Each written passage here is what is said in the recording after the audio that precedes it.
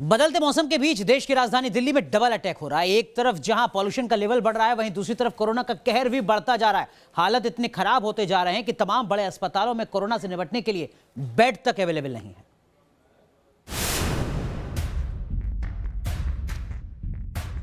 चढ़ती सर्दी के बीच राजधानी दिल्ली में कोरोना कहर बरपा रहा है, तो कोरोना के रिकॉर्ड तोड़ वार के बीच आईसीयू बेड की कमी की खबर ने लोगों के होश उड़ा दिए हैं। इस बीच प्रदूषण का बढ़ता स्तर दिल्ली वालों की सांस पर भारी पड़ रहा है। दिल्ली में कई जगहों पर AQI 500 के पार पहुंच गया है। अभी हाल ही में एक रिसर्च में प्रदूषण और सर्दी के अटैक को डेडली कॉम्बिनेशन बताया गया था। ऐसे में प्रदूषण के बीच दिल्ली में कोरोना से विस्फोटक होते हालात खतरे का अलर्ट दे रहे हैं। ठंड की दस्तक के साथ ही वायरस कोहराम मचाने लगा है। राजधानी में लगातार दूसरे दिन 6000 से ज्यादा कोरोना संक्रमण के मामले सामने आए हैं। बीते 24 घंटे में 6842 नए मामले सामने आने से सनसनी मच गई है। इससे पहले मंगलवार को 6725 नए मामले सामने आए थे। बीते 7 दिन में रोजाना औसतन 42 लोग कोरोना की वजह से जान गंवा चुके हैं, जबकि अगस्त के शुरुआती 7 दिन में यह आंकड़ा सिर्फ 12 था। कोरोना संक्रमण और उससे मौत के आंकड़े में इजाफे से दिल्ली सरकार के माथे पर बल पड़ गए हैं। इस बीच अस्पताल में आईसीयू बेड की कमी की खबर भी सामने आ रही है। खबरों के मुताबिक दिल्ली में कुल 1296 वेंटिलेटर हैं, जिनमें से अब सिर्फ 396 ही खाली बचे हैं। इस कमी को पूरा करने के लिए दिल्ली सरकार सुप्रीम कोर्ट जाने की तैयारी में है। इस बीमारी के अंदर 6 महीने 8 महीने के एक्सपीरियंस के बाद पता लगा है कि इंट्यूबेटेड वेंटिलेटर की इतनी आवश्यकता नहीं है। आईसीयू इज़ अनफ, जिसमें आपको बाईपैप या HFNO के द्वारा ऑक्सीजन दी जाती है। सरकारी हॉस्पिटल्स में अभी हैं अवेलेबल आईसीयू बेड्स हैं। प्राइवेट में बिल्कुल आपकी बात है कि कुछ प्राइवेट हॉस्पिटल्स में कम हो रहे हैं। 37 हॉस्पिटल्स के अंदर 80% आईसीयू बेड्स को रिजर्व किया था कोविड के लिए। उस आदेश को हाई कोर्ट ने रोक दिया था। उसके खिलाफ हम सुप्रीम कोर्ट में गए हैं। कोरोना से दिल्ली में मचे कोहराम के बीच जानलेवा वायरस की वैक्सीन पर बड़ी खुशखबरी सामने आ रही है। सीरम इंस्टीट्यूट ऑफ इंडिया यानी SII ने 20 जनवरी तक वैक्सीन आने की उम्मीद जताई है। इस फार्मा कंपनी का दावा है कि ये वैक्सीन न सिर्फ सुरक्षित होगी, बल्कि कम दाम पर भी उपलब्ध होगी। तो आप भी वैक्सीन आने तक सावधानी बरतकर कोरोना से बचें और इसे फैलने से रोकें। Team news nation. गृह मंत्री अमित शाह मिशन बंगाल पर हैं और बंगाल पहुंचते ही अमित शाह ने अपने तेवर दिखाकर दीदी के लिए खतरे की घंटी बजा दी है। ममता सरकार के प्रति भयंकर जनाक्रोश दिखाई पड़ता है। कुछ इस अंदाज में अमित शाह ने बंगाल फतेह करने का यलगार किया। केंद्रीय गृह मंत्री अमित शाह 2 दिन के पश्चिम बंगाल दौरे पर पहुंचे हैं। इस दौरान उन्होंने बांकुरा में भगवान बिरसा मुंडा को श्रद्धांजलि दी, तो यहाँ आदिवासियों से मुलाकात भी की। इतना ही नहीं, एक आदिवासी के घर अमित शाह ने खाना भी खाया। वहीं दीदी के गढ़ में अमित शाह ने जीत की हुंकार भरी। श्री नरेंद्र मोदी के प्रति एक आशा और श्रद्धा दिखाई पड़ती है कि बंगाल के अंदर परिवर्तन श्री मोदी जी के नेतृत्व में ही आ सकता है। बंगाल में अगले साल विधानसभा चुनाव होने हैं और चुनाव से पहले अमित शाह बंगाल में पार्टी का एजेंडा सेट करने में लगे हैं। वो कोलकाता में पार्टी नेताओं के साथ बैठक भी करेंगे। Team news nation. और अब बात करते हैं दुनिया के 2 बड़े लोकतंत्र की। एक दुनिया का सबसे बड़ा लोकतंत्र और एक दुनिया का सबसे पुराना लोकतंत्र। और दोनों ही लोकतांत्रिक मुल्कों में एक ही सवाल खड़ा किया जा रहा है विपक्ष के द्वारा। सवाल चुनावी प्रक्रिया पर। उसका नाम EVM नहीं है, उसका नाम MVM है, मतलब मोदी वोटिंग मशीन। तो क्या राहुल गांधी को EVM पर भरोसा नहीं है? कांग्रेस लीडर का यह बयान क्या दुनिया के सबसे बड़े लोकतंत्र भारत की चुनावी प्रक्रिया पर सवाल नहीं खड़े कर रहा है? वैसे लगता तो यही है कि साल 2014 से आज तक कांग्रेस पार्टी और उसके नेताओं को EVM पर भरोसा नहीं हुआ है। EVM नहीं है, MVM है, मोदी वोटिंग मशीन। और दुनिया के सबसे पुराने लोकतंत्र अमेरिका में जिस चुनावी प्रक्रिया के बाद ट्रंप 4 साल तक राष्ट्रपति बने, अब उसी इलेक्शन सिस्टम और पोस्टल बैलेट पर सवाल उठाना क्या मौका परस्ती नहीं मानी जाए? ट्रंप पोस्टल बैलेट के मामले पर कोर्ट चले गए हैं। मतलब राहुल गांधी को EVM पर भरोसा नहीं और ट्रंप को पोस्टल बैलेट पर यकीन नहीं। दुनिया के 2 सबसे बड़े और पुराने लोकतंत्र की चुनावी प्रक्रिया पर इससे फायदा पाने वाले ही अब सवाल उठा रहे हैं। राहुल गांधी ने चुनाव प्रचार के दौरान EVM पर सवाल उठाए हैं। वो E ऐसे ही लिखा हुआ है उसमें, वो MVM है, मोदी वोटिंग मशीन। मगर इस बार बिहार में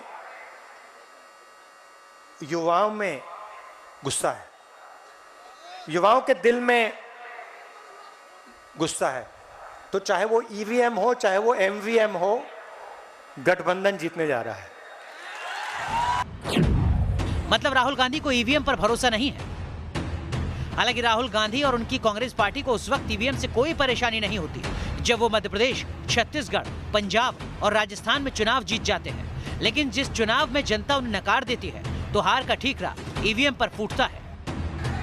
उसका नाम ईवीएम नहीं है, उसका नाम एमवीएम है, मतलब मोदी वोटिंग मशीन। बिहार चुनाव के 2 दौर पूरे हो चुके हैं और तीसरे और आखिरी दौर का मतदान 7 नवंबर को होना है। ऐसे में ईवीएम पर सवाल उठाने को लेकर विपक्ष चुटकी लेने से बाज नहीं आ रहा है। अब ईवीएम के नाम पर सियासत करना राहुल गांधी को छोड़ देना चाहिए। जब उनकी पार्टी पंजाब में जीत जाती है, राजस्थान, छत्तीसगढ़, मध्य प्रदेश, इन राज्यों में जब उनको परिणाम सकारात्मक मिलता है तब ईवीएम पर सवाल नहीं उठाते हैं।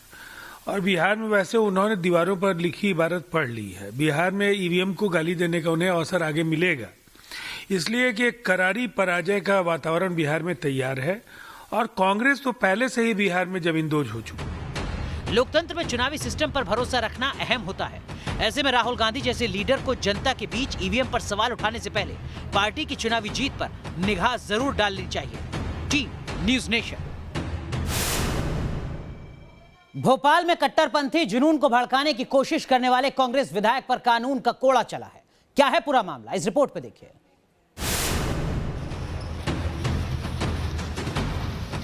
कानून का हथौड़ा चला और जिहादी जुबान बोलने वाले कांग्रेसी विधायक आरिफ मसूद की गैरकानूनी इमारत मलबे में तब्दील हो गई। कोर्ट के आदेश के मद्देनजर शिवराज सरकार ने बेहद कड़ी कार्रवाई की है। कांग्रेसी विधायक आरिफ मसूद को जानते हैं आप? नहीं जानते तो हम तारुफ करा देते हैं। जनाब आरिफ मसूद कांग्रेस के विधायक हैं और इन्होंने पैगंबर के कार्टून मामले को लेकर भोपाल में बिना इजाजत बड़ा मजमा लगा लिया था, नारेबाजी की थी, फ्रांस के राष्ट्रपति इमैनुअल मैक्रोन के खिलाफ विरोध प्रदर्शन का आयोजन कर अपनी सियासत चमकाने की कोशिश की। बहुत जल्द अपना फैसला ले लेना, नहीं तो हिंदुस्तान से भोपाल की सरजमी से आरिफ मसूद ऐलान कर रहा है कि हम बगावत का झंडा उठाएंगे।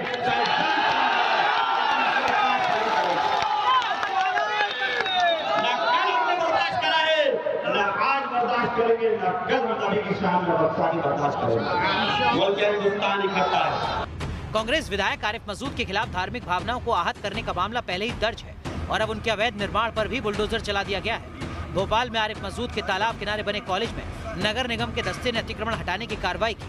करीब 12,000 स्क्वायर फीट पर बने अस्थायी निर्माण को गिरा दिया गया। माननीय जिला न्यायालय द्वारा 2005 में मेन बिल्डिंग जो आप देख रहे हैं इस पे स्टे दिया गया था।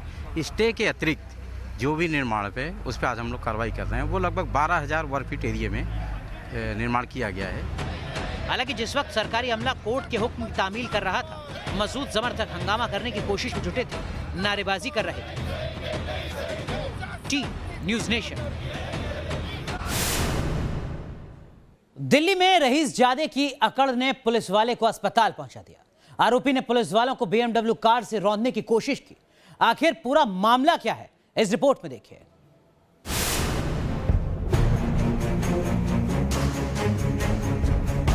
पुलिस की गिरफ्त में खड़ा ये वही रईसजादा है जिसे पैसे और पावर का इतना गुरूर है कि वर्दी वालों की जान का दुश्मन बन गया।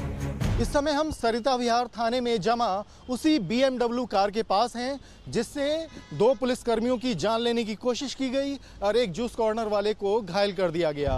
पुलिस के मुताबिक आरोपी कुलदीप अपने दोस्तों के साथ सरिता विहार पर हंगामा कर रहा था। रात 12 बजे के करीब कार सड़क पर खड़ी कर उसकी छत पर केक काट रहा था। जब पुलिस वालों ने इसे रोका तो धमकी देने लगा। इसके बाद कार लेकर ये फरार हो गए, लेकिन खादर मोड़ पर कार जूस की दुकान में जा घुसी और इस हादसे में एक शख्स घायल हो गया। और कार से जब टक्कर लगते साथ ही हम छत में लड़ गए और छत में लड़ने से हमारी एक आंख में तो खून जम गया है, दूसरी आंखों से तो हमें दिखाई नहीं दे रहा और हमारे नीचे भी और पूरे शरीर में गुम चोट है। आरोपी ने पूछताछ में कबूला है कि वो आम आदमी पार्टी का छात्र नेता है और छात्र संघ का चुनाव भी लड़ चुका है, लेकिन अब ये शख्स पुलिस की गिरफ्त में आ चुका है। दिल्ली से अवनीश चौधरी के साथ टीम न्यूज़ नेशन। और अब बात करते हैं किंग कोहली की, जो आज अपना 32वां बर्थडे सेलिब्रेट कर रहे हैं। विराट कोहली ने अपना जन्मदिन रॉयल चैलेंजर्स बेंगलोर के साथ मनाया। हैदराबाद के खिलाफ एलिमिनेटर मुकाबले में पहले कोहली ने पत्नी अनुष्का और टीम के साथी खिलाड़ियों के साथ बर्थडे सेलिब्रेट किया। तस्वीरें आप देख रहे हैं विराट कोहली के जन्मदिन की सेलिब्रेशन की।